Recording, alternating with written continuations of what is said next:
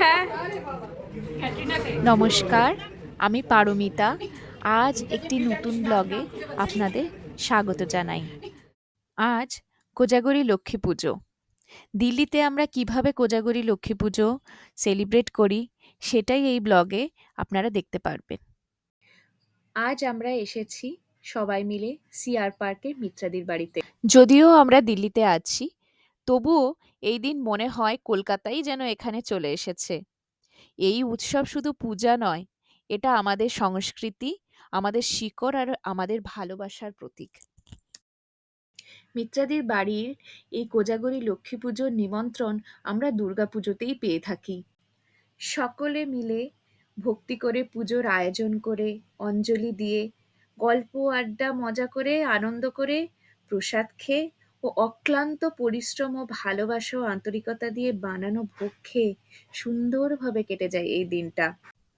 যদিও আমরা কলকাতা থেকে অনেক দূরে আছি, তবুও এই উৎসবের আনন্দ, ভক্তি আর আবেগ একটুও কমে না।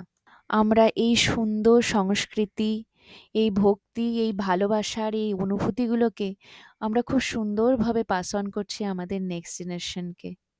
মা লক্ষ্মীর আশীর্বাদ মানেই শুধু ধনসম্পদ নয়, এটার মানে ঘরের শান্তি, পরিবারের ভালোবাসা আর জীবনের প্রতিটা কোণে ইতিবাচকতা। যে ঘরে পরিশ্রম, ভক্তি আর সততা আছে, সেই ঘরেই মায়ের অধিষ্ঠান।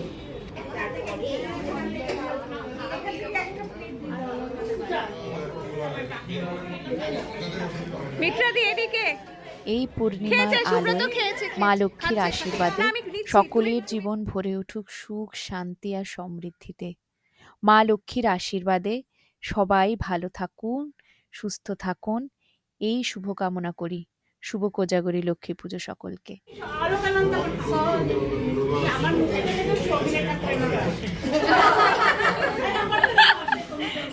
হ্যাঁ,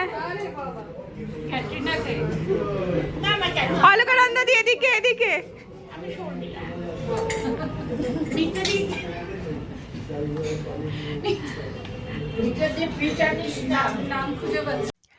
চলুন আমিও ভোগটা খেয়ে নিই।